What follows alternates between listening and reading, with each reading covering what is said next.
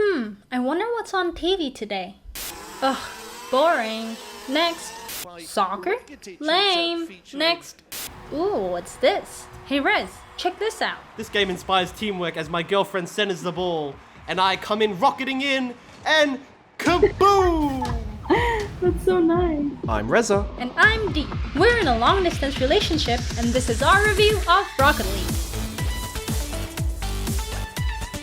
Rocket League is a game about chasing balls. Oh my god, no, not those balls. No, not those. Rez, why do you have so many of these pictures? Sorry. Okay, that's better. So Rocket League is actually pretty simple. It's basically what happens when you cross over soccer with cars. Like soccer, the team that has the most points by the end wins. But unlike soccer, it's actually fun. Rocket League pits two teams against one another in 5-minute matches. You can either queue up and play with randoms, or you can form parties beforehand with a maximum of 4 players so that you can play together. This makes it great for encouraging teamwork and communication for our LDR. Rez and I can queue up together and play in 2v2 matches, which means our victory completely relies on our skills and teamwork. There's no random 12-year-olds in our team to blame. It's just us. Babe, knock it to the side, knock it to the side. Nice. Not that way! No! Why? Why'd you go back? Now, because the game relies so much on teamwork, we want to ensure that all viewers of long-distance reviews can play the game as effectively as possible. And thus, we've created the official, unofficial top 3 beginner tips for great teamwork in Rocket League. Tip number 1. Don't push too far forward. There are times when you'll try to hit the ball, but instead of hitting it, you end up flying far further than you intended. This leaves your teammates all alone to defend the goal. Tip number 2. Make sure you're the only person chasing the ball at a time. When 2 or more people from the same team chase the ball, it makes it harder to accurately send the ball where you want it to go. Plus, if everyone on the team is on the ball, that means no one is defending, which makes it way easier for the opposing team to score a goal. Oh, what the fuck? Tip 3. Call out everything. Are you going to try to hit the ball? Call it. Are you defending the goal? Call it. Has it been a while since you last called your mother? Call it. Calling out not only ensures that your teammates know exactly where you are and what you're doing, but it also ensures that you don't accidentally bump into each other while trying to do the same task. Sorry. Now, all these tips may sound kind of intimidating, but I want to stress that this game is really fun, whether you're a seasoned veteran or a complete noob.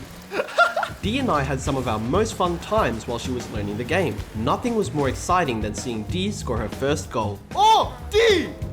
Yeah. Also, the controls are super easy to pick up. There's only 5 main buttons you have to learn, that being for accelerate, reverse, jump, boost, and drift. Plus, Rocket League provides one of the coolest tutorials I've ever seen at the beginning of the game. And if that's not enough, there's also a bunch of optional training modes for those wanting to take their skills to the next level. Now for those who are a little more on the competitive side, the basic and simple controls of Rocket League actually has a lot of potential to explore. You can take your game to the next level and do more than just accelerate forwards and backwards. Check this out. Ready? There's this side shot, the wall shot, backflip, and the front flip, air dribbling, and you guessed it, flying! This isn't flying, this is falling with style.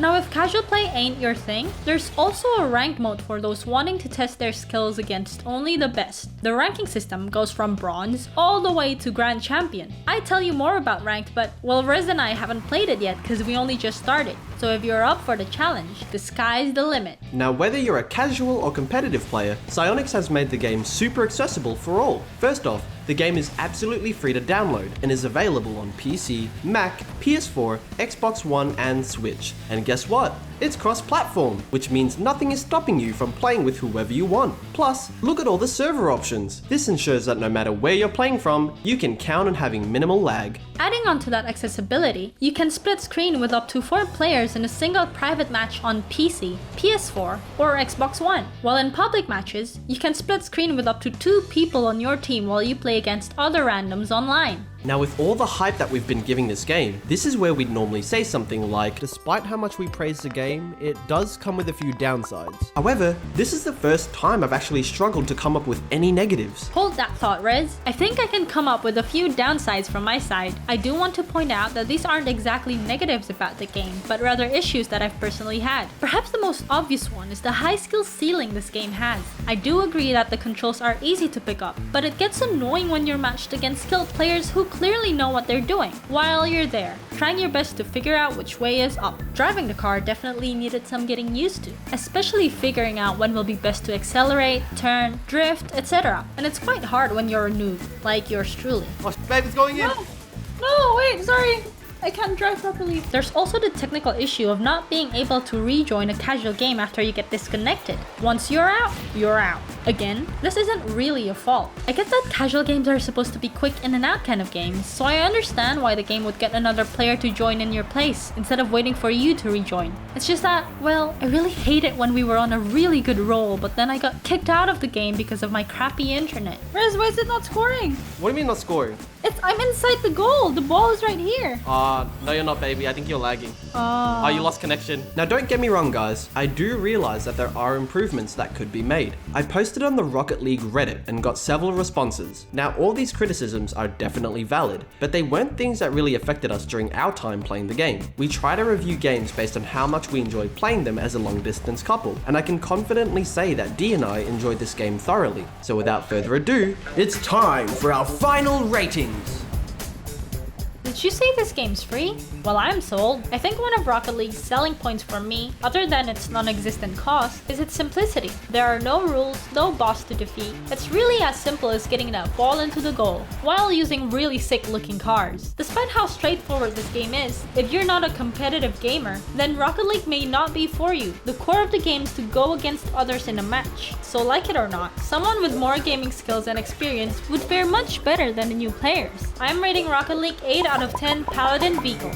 How about you, Riz? Rocket League is an amazing game. It's simple to pick up for anyone, while also having a deep level of mastery for anyone wanting to go super competitive. It's fun for all skill levels, and it's also super accessible. Ultimately, this is a super solid game, and I really struggled to find any solid negative points about it. So with that, I'm going to give Rocket League a 10 out of 10 Octane vehicles. That's not to say that the game is perfect, as there are definitely ways it can improve, but I really enjoyed it, and any game that makes D say, One more. is an amazing game in my book.